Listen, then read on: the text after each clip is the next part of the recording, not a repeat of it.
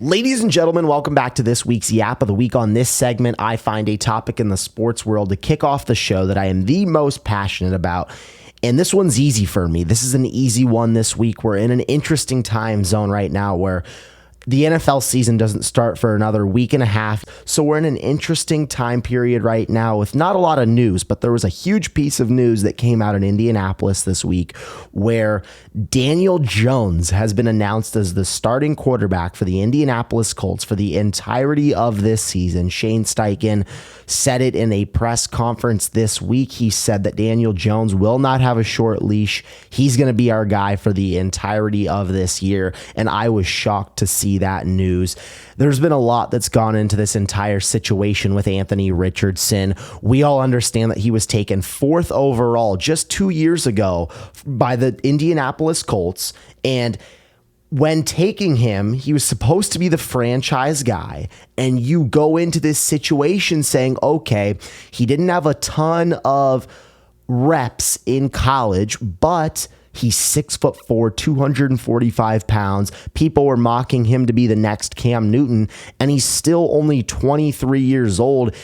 And he's a project. Now he's had a lot of injury problems with the Colts. He's only started 15 games in 2 years. And most famously last year, the Colts get down by the goal line, and Anthony Richardson, I want to say on a 3rd and goal, taps his helmet and has to tap out of the game. Now, this caused outrage throughout the media, deservedly so. You don't tap out if you're the franchise quarterback. This sparked outrage, and the Colts would bench him for a few weeks. He tuned up his mindset. It was okay. Anthony Richardson's kind of got this whole NFL thing figured out now.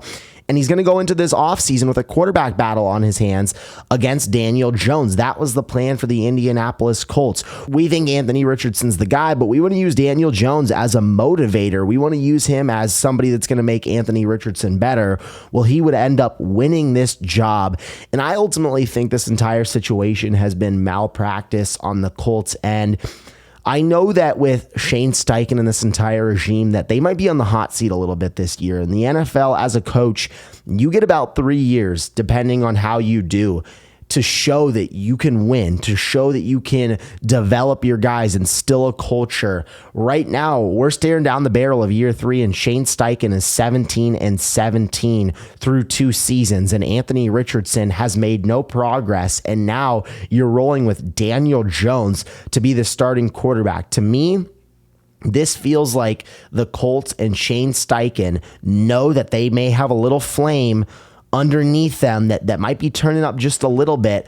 I think they are playing this as more of a who's going to give us a higher floor than who's going to give us a higher ceiling. You're normally playing in the NFL for that higher ceiling. You obviously want to go try and win the Super Bowl. This is a direct quote from Shane Steichen when they drafted Anthony Richardson. The development of players comes with more experience. Richardson had 13 starts in college. I think when you play more, that's how you develop. You know what I mean? So with him playing and his experience as a player and getting more reps, practice reps, game reps, I think that's how you develop. That is a direct quote from Shane Steichen when they drafted him 2 years ago with the 4th overall pick. But instead, they're going to go with Daniel Jones, who is 28 years old, who is not a guy that can be a franchise quarterback, to be quite honest. And I know that may be harsh to say. He's proven that he can't be a franchise quarterback. Since 2023,